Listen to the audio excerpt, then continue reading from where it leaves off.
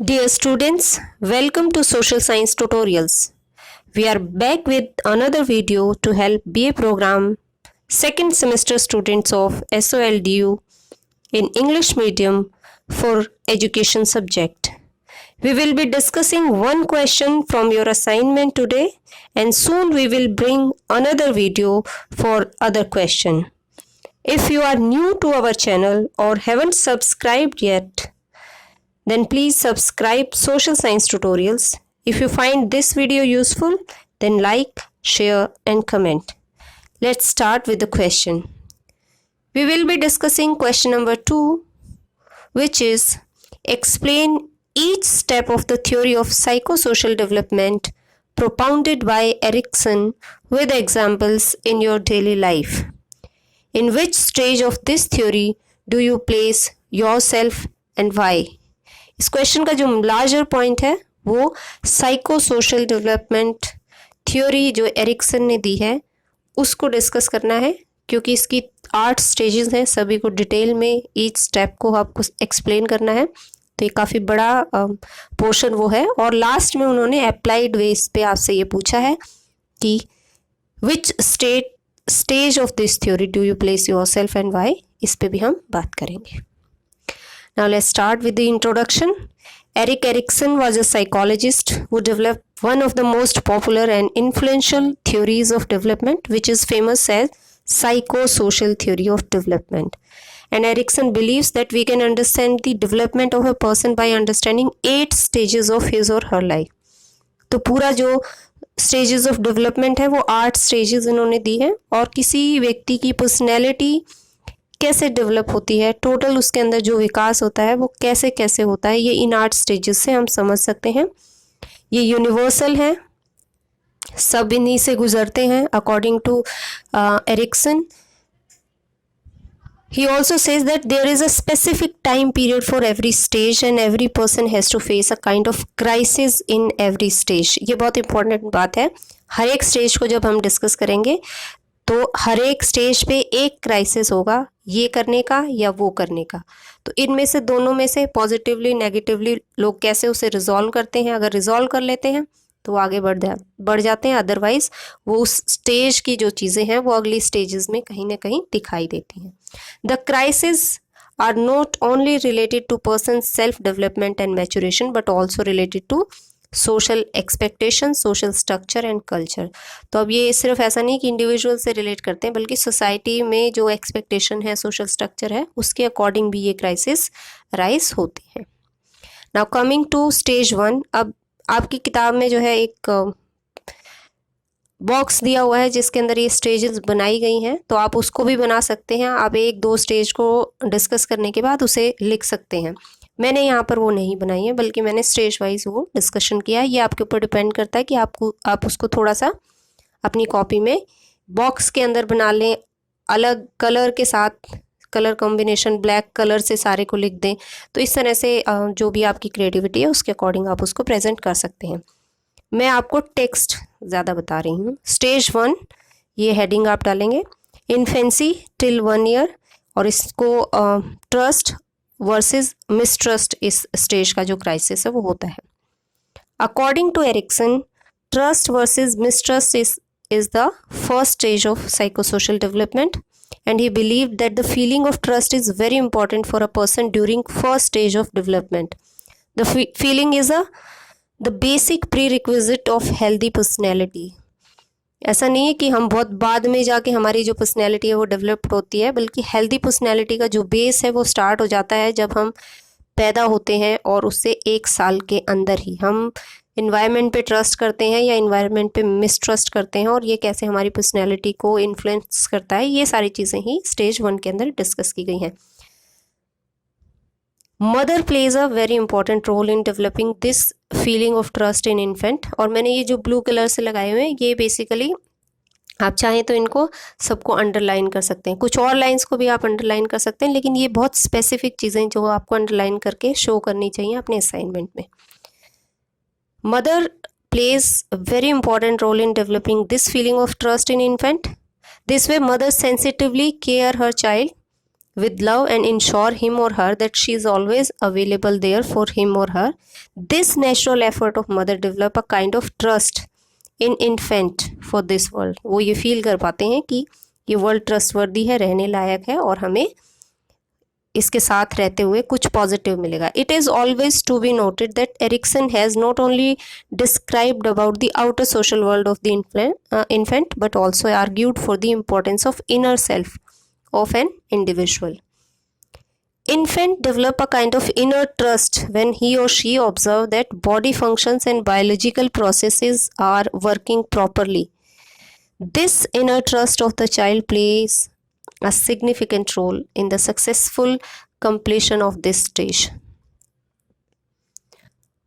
But if child does not find social world trustworthy, he will face difficulty in developing inner trust. It means if child does not get enough love, affection, commitment and trust, he or she will develop a kind of mistrust towards the world. And now comes the first crisis of a person's life occur in this particular stage. This crisis can develop a fear, doubt and stress in children. तो आपने अपने आसपास बहुत सारे ऐसे बच्चे देखे होंगे जो बहुत ज़्यादा डरते हैं, जो बहुत ज़्यादा चीज़ों पे डाउट करते हैं, बहुत ज़्यादा स्ट्रेस भी लेते हैं. तो कहीं ना कहीं वो शुरुआत इस एज ग्रुप में हो जाती है. ये कब होती है? जब मदर जो है अवेलेबल नहीं होती, मदर बार बार जो है बच्चे की केयर के लिए अवेलेबल नहीं होती और बच्चे को जो लव और अफेक्शन मिलना चाहिए वो लव अफेक्शन नहीं मिलता है, तो बच्चे के अंदर इस तरह के फियर डेवलप होते हैं. And crisis emerged in this stage affects whole psychosocial development of a person and can be observed in other stages of life too. ये ऑब्जर्वर नहीं होगा, ऑब्जर्व्ड होगा in other stages of the life too. If infant resolve this psychosocial crisis, he और she will develop the virtue of hope. उसे hope रहेगी कि हाँ ये जीवन अच्छा है, संसार अच्छा है, और वो अपने अंदर और जो सोसाइटी है उसके अंदर ट्रस्ट डेवलप करेगा, अदरवाइज मिसट्रस्ट डेवलप होगा. ये लाइंस मैंने आपकी बुक से ही ज़्यादातर ली हुई हैं, तो आप वहाँ पे भी एक बार इसको देख सकते हैं.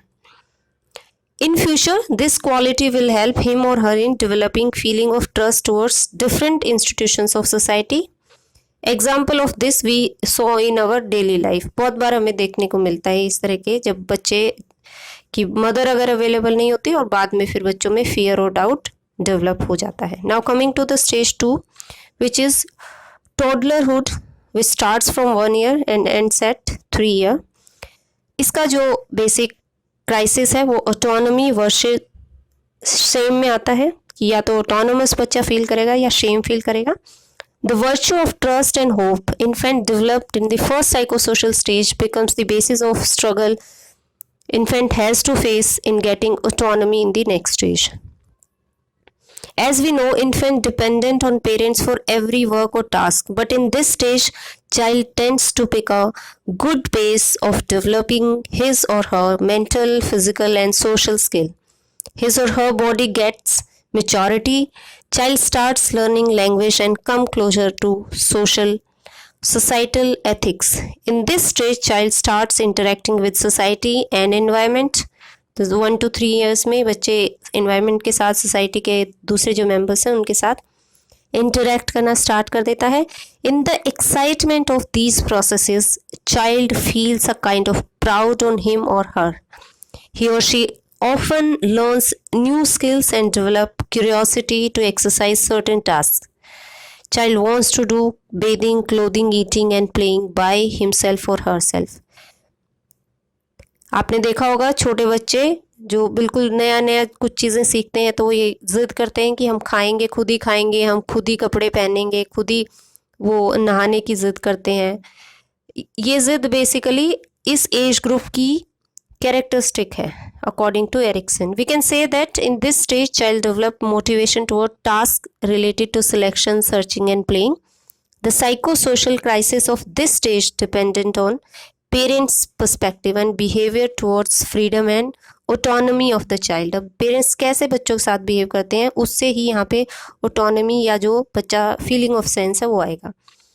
इसी की कंटिन्यूएशन में in this stage the most important question emerge that how and to what extent parent will be able to create balance between autonomy and freedom via their behavior and perspectives. If parents allow children significant level of autonomy and freedom, children develop confidence and willpower. But if parents do not allow their children to exercise significant autonomy and independence, then child develops a feeling of shame, and this will develop as feeling of guilt in future. अब ये बहुत important बात है कि बच्चे को कितनी freedom देनी चाहिए, कितनी ऑटोनॉमी देनी चाहिए, ये अगर पेरेंट्स समझ नहीं पाते हैं, बच्चे को एक प्रॉपर तरीके से एक सिग्निफिकेंट लेवल ऑफ ऑटोनॉमी अगर वो प्रोवाइड नहीं कर पाते हैं, या उनको बहुत ज़्यादा ऑटोनॉमी और बहुत ज़्यादा इंडिपेंडेंस जो है वो भी फ्रीडम भी दे देते हैं, तो वो भी प्रॉब्लमेटिक है.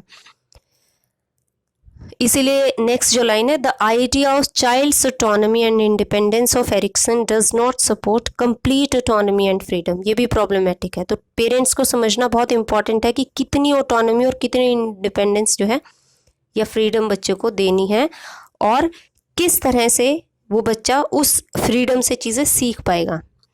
अदरवाइज बच्चे जो हैं आउट ऑफ कंट्रोल हो जाते हैं. इसीलिए हमने ये लिखा है कि that we saw in our daily life where children show tantrum in toy shops and try to emotionally blackmail parents. They are the product of complete freedom at this stage.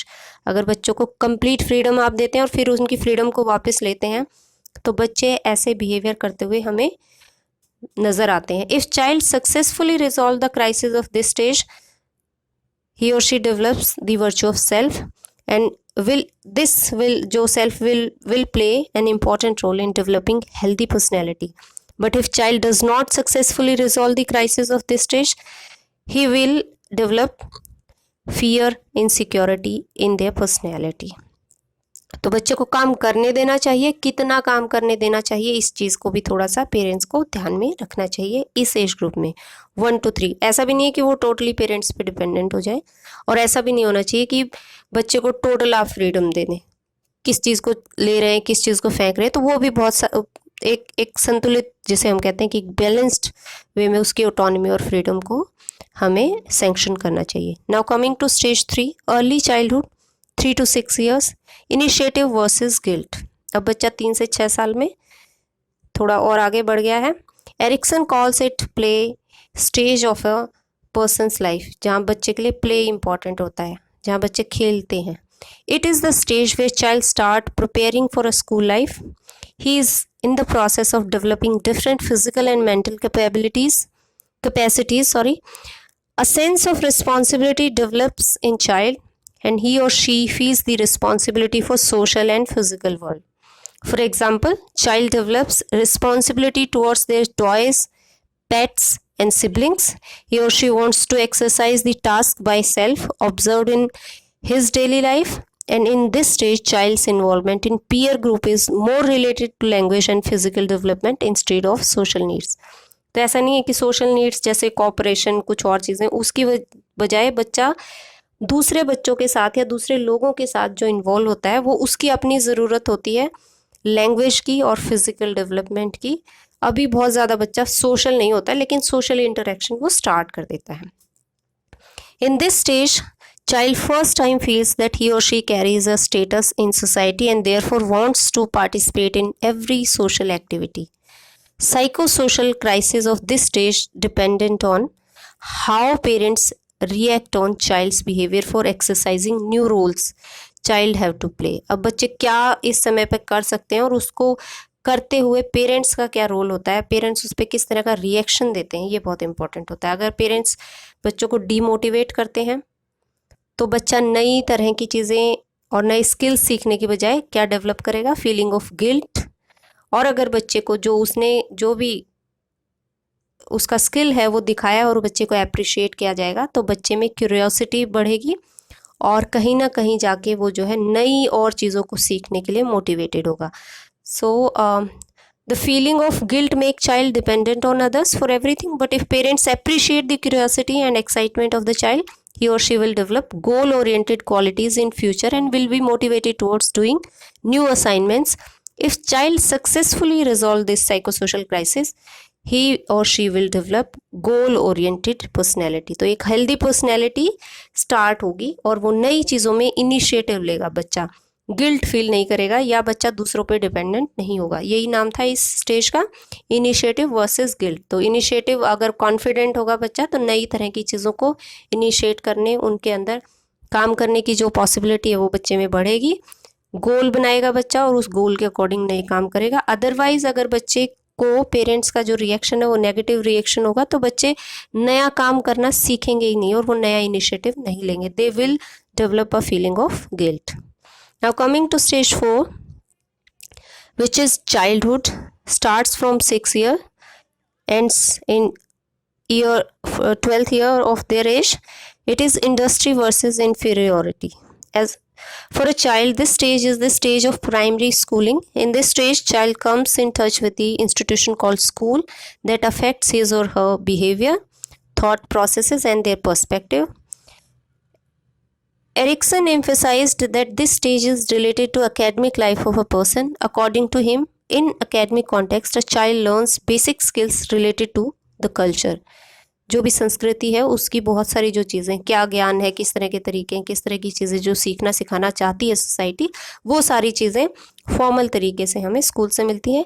Child tends to take responsibility more seriously with reference to his peer group. जो पिछले में initiative start हुआ था वो initiative अब और ज़्यादा profound हो जाता है। Child also acquire the skill of self discipline and deductive reasoning in this stage. बच्चे में सेल्फ डिसिप्लिन और ज़्यादा हायर जो रीजनिंग है वो इसमें डेवलप होती है। Child starts playing with the toys and tools which are associated with his और her professional role in future. कई बार आपने देखा होगा इस एज ग्रुप में बच्चे टीचर खेलते हैं, डॉक्टर खेलते हैं। तो इस तरह के जो प्ले हैं वो कहीं ना कहीं बच्चे का जो डिसिप्लिन है और वो कुछ चीज़ें सोचते हैं कि वो आगे क्या काम करेंगे, इस तरह की कुछ झलक हमें उनके खेलों में मिलती है।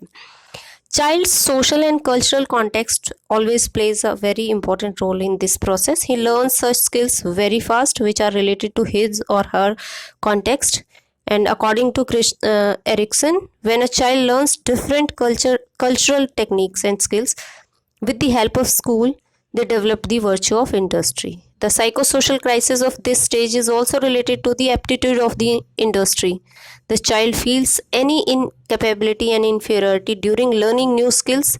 They'll develop disinterest and frigidity in the learning.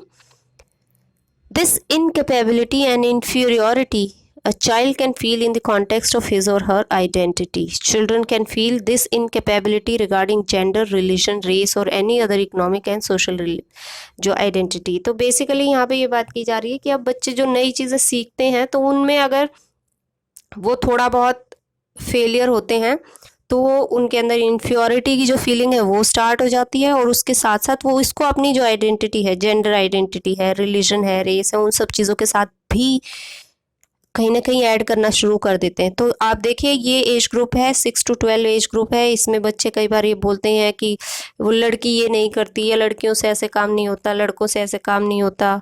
तो ये जो सारी जो सोशल आइडेंटिटीज़ हैं कहीं ना कहीं बच्चे अब उनके साथ भी अपनी जो कैपेबिलिटीज़ और इन्फीरियरिटीज़ कॉम्प्लेक्स जो है वो बच्चों में कहीं ना कहीं इस एज ग्रुप में डेवलप होना शुरू होता है।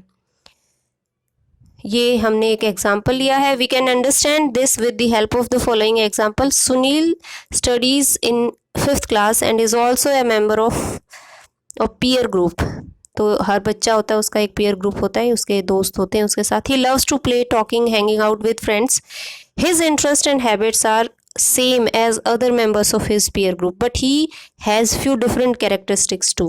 He is very good painting artist, but his peer group does not show interest in his skill of painting, but they always appreciate Suresh's skill of fast running. अब देखिए group का जो एक जिस ग्रुप का वो हिस्सा है उस ग्रुप में उसकी जो अपनी चीज़ें हैं, जो डिफरेंट कैरेक्टरिस्टिक्स हैं उसके, कुछ चीज़ें तो एक ही जैसी हैं सभी बच्चों में तभी वो ग्रुप का हिस्सा बने हैं, लेकिन कुछ चीज़ें उसकी डिफरेंट है, खासकर जैसे पेंटिंग का स्किल। लेकिन दूसरी तरफ वो अप्रिशिएट नहीं होता और दूसरा बच्चा जो रनिंग करता है, फास्ट रनिंग करता है, बच्चे उसको ज़्यादा अप्रिशिएट करते हैं। तो उससे देखिए अब बच्चे पे क्या फ़र्क पड़ता है। Sunil often feel sad by ignorance of his peer group regarding his art. If Sunil's peer group will keep ignoring his skill of painting like always, after a point Sunil will feel inferiority complex about his skill, and children like Sunil develop a kind of confusion shyness in their personality through the kind of reaction he or she gets at this age by their peers. But if a child resolve this crisis successfully, वो ये समझ, या तो वो जो भी उसके experiences हैं उससे ये समझ जाए कि बेशक से मेरे दोस्त इस चीज़ को नहीं मानते, लेकिन मेरे अंदर एक ये स्पेसिफिक आर्टिस्टिक स्किल है, या फिर उसके पेरेंट्स या कोई और दूसरे जो भी सोर्सेज हैं उन सोर्सेज से वो सक्सेसफुली अपनी जो इंडस्ट्रियल जो एप्टीट्यूड है इसको बनाए रख सकता है, तो वो फिर उसे एक हेल्दी पर्सनैलिटी डेवलप करने की तरफ और हार्ड वर्किंग पर्सनैलिटी डेवलप होने में मदद करता है। अदरवाइज बच्चा कंफ्यूज हो जाएगा और उसकी पर्सनैलिटी पे इसका असर पड़ेगा। Now coming to the stage 5, adolescent 12 to 20 year, identity versus role confusion.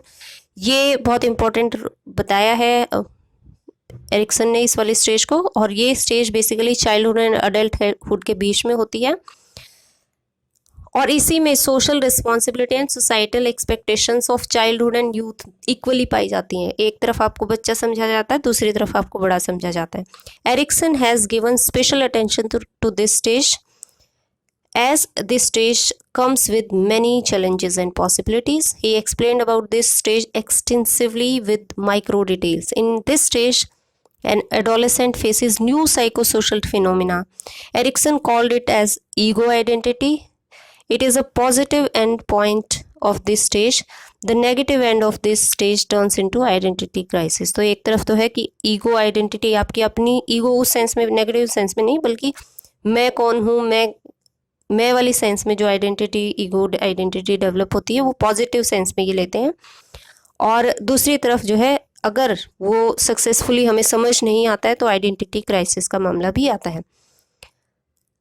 The biggest challenge in this stage to the adolescent is to perform all duties and responsibility expected by the society. He or she can perform this task with help of past learning and future planning. Adolescents become familiar with different social roles and goes through different physical and mental challenges. तो ये age group में physical changes, mental changes बच्चों के अंदर होते हैं। He also faces difficulty in fulfilling all the expectations of society, और इसी के चलते बहुत crisis उनको होता है।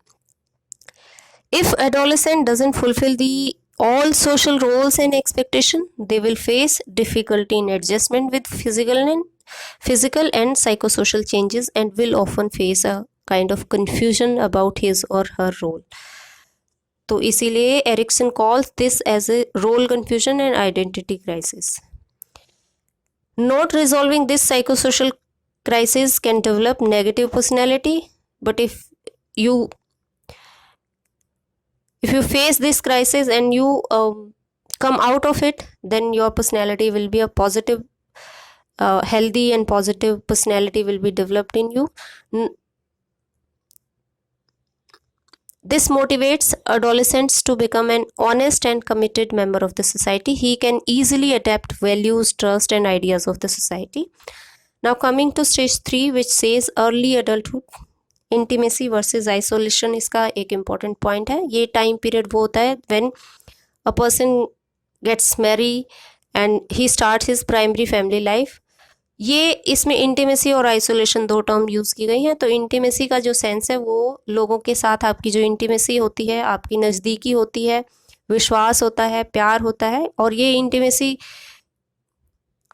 प्रेफरेबली तो हम लाइफ पार्टनर के साथ देखते हैं, लेकिन उसके साथ साथ एरिक्सन ने ये भी कहा है कि इस इंटीमेसी के मल्टीपल डिमेंशंस हैं। According to him, a person not only makes intimate relation with partner but also feel intimacy with his friends, sibling, parents and relatives. In this theory he specially emphasized on person's intimate relation with the partner. तो ज़्यादा focus तो उन्होंने partner के साथ जो intimate relations हैं, जो जुड़ाव व्यक्ति महसूस करता है, उस पर फोकस किया। लेकिन साथ ही साथ ये भी बात है कि इस एज ग्रुप तक आते आते फ्रेंड्स, सिबलिंग और पेरेंट्स के प्रति भी हमारी जो इंटीमेसी का जो लेवल है वो ज़्यादा बढ़ता है। और इस एज ग्रुप के बाद माना जाता है कि जो हमारे ज़्यादातर फ्रेंड्स हैं वो इसी एज ग्रुप तक कंप्लीट हो जाते हैं, कि हम जिन लोगों के आसपास रहते हैं वही लोग हमारे थ्रू आउट लाइफ फ्रेंड बनते हैं। अदरवाइज़ प्रोफेशनल सेंस में हम बहुत कम ऐसे फ्रेंड्स बना पाते हैं जो कि प्रोफेशन के बियॉन्ड जाके हमारी पर्सनल लाइफ का हिस्सा बन पाते हैं। According to Erikson, with this feeling of intimacy, a partner becomes ready to dissolve his or her identity with partner. In this process, a person does not fall under fear of losing his or her identity. यानी जो partner है उसके साथ आप सारी चीज़ों को, जो आपकी इंटीमेसी है उसको उस फीलिंग को इस तरह से शेयर करते हैं कि आप उनको जो चीज़ें बताई है उससे ये फियर नहीं होता कि हमारी जो आइडेंटिटी उस पर कोई उसका असर होगा। और ये एक हेल्दी ह्यूमन बीइंग की निशानी है कि वो अपने पार्टनर के साथ एक जो इंटीमेट रिलेशनशिप है, एक विश्वास का जो रिलेशनशिप है, उसको डेवलप कर पाता है।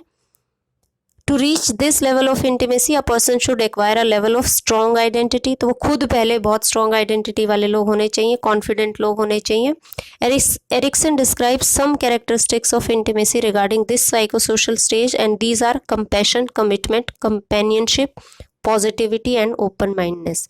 जब लोगों में ये सारी विशेषताएं पाई जाती हैं तभी वो दूसरे व्यक्ति के साथ एक स्ट्रॉन्ग जो इंटीमेसी का जो फीलिंग है उसको डेवलप कर सकता है। If a person gets unsuccessful to acquire intimacy in this stage, they will develop an insensitivity and asocial personality that does not have any concern for the others।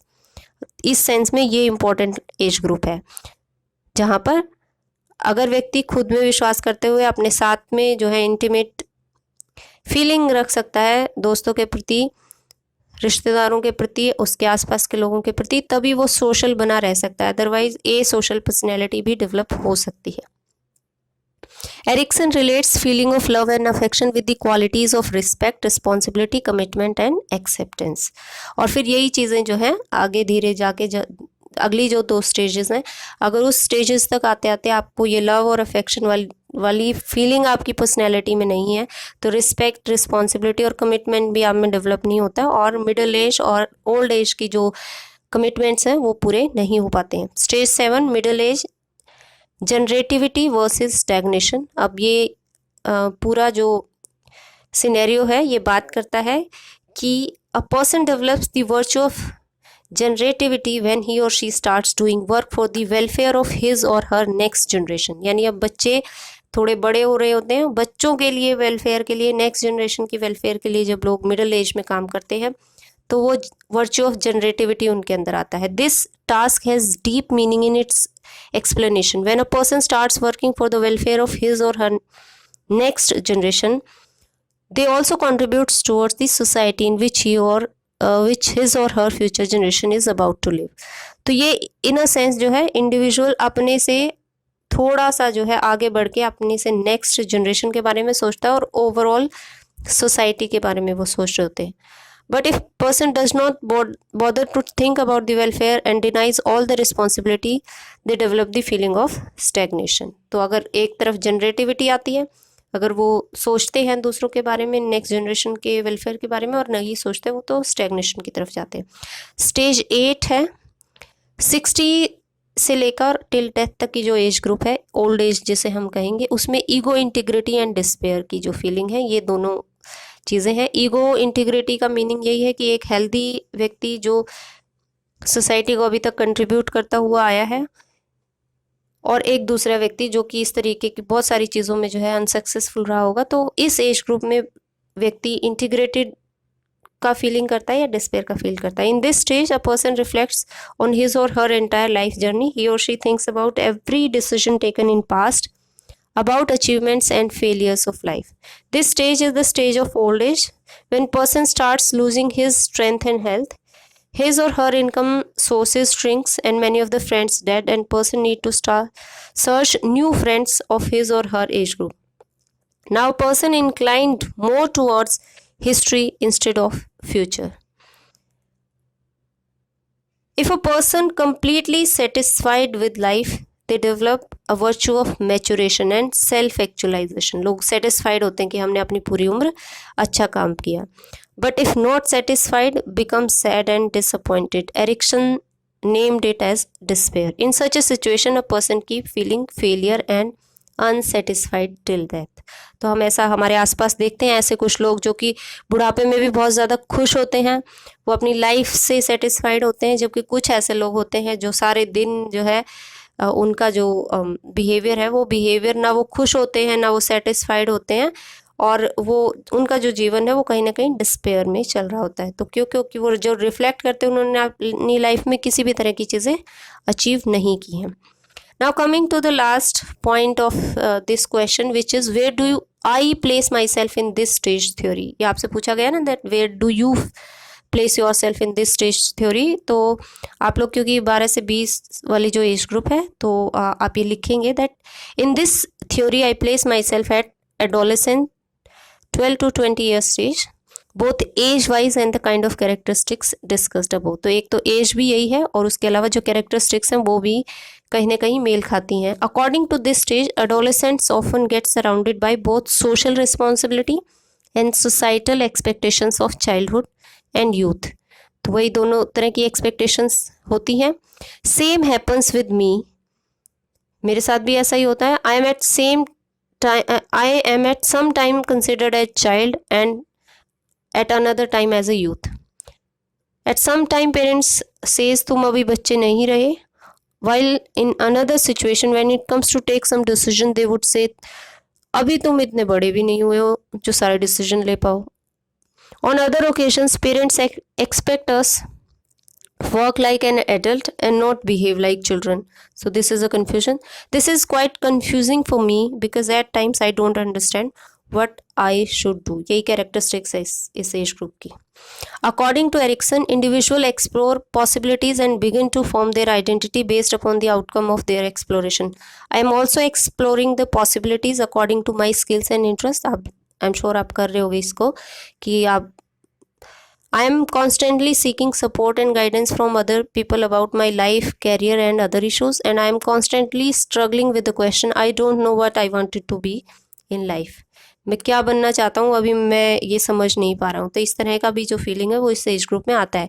Sometime I am too confuse about my career and life as I am not sure about myself. Another issue I face with getting acceptance from my friends. ये भी issue हो सकता है आपको कि आपके जो friends हैं उनके साथ कई बार जब आप डिसीजन लेते हैं तो जो एक्सेप्टेंस होती है वो ना हो। At many occasions when it come to take clear decision about going out, spending money, etc., I feel ashamed that I am not at par with them because many of them have freedom to do things which are not permitted to me by my parents. Last year my friends arranged, ये मैंने आपके लिए एक ऐसे ही लिख दिया है example, for example करके हम लिख रहे हैं। Last year my friends arranged a late night party at one friend's place. I could not get permission to attend that. It was quite embarrassing situation for me. However, अब last हम line जो लिख रहे हैं उसमें कह सकते हैं कि the interesting thing is that after reading Erikson's theory, I could understand that everyone pass through this stage and have similar conflicts. तो बेशक से ऊपर सारी लिखी हुई चीज़ें हैं, सब तरह की चीज़ें इससे, लेकिन मैंने को ये एरिक्सन की थ्योरी को पढ़ के ये पता लगता है कि हर कोई इस स्टेज से गुजरता है और सबको ऐसे सिमिलर कॉन्फ्लिक्ट्स होते हैं। Now coming to conclusion, thus I can conclude that according to Erikson, personality develops in a predetermined order through 8 stages of psychosocial development from infancy to adulthood. As we discussed, during each stage the person experiences a psychosocial crisis which could have a positive or a negative outcome for personality development. I am in the adolescent stage and hoping to resolve the conflicts and successfully completing this stage. तो आप ये last की line लिख दें कि भाई हमने ये 8 स्टेजेस डिस्कस करी हैं और लास्ट में ये भी बता रहे हैं कि हम इस स्टेज में हैं और इसको हम होपफुली मैं इसको सक्सेसफुली कंप्लीट कर लूँगा। Thanks for watching. Please like, share, comment and subscribe Social Science Tutorials. Thank you.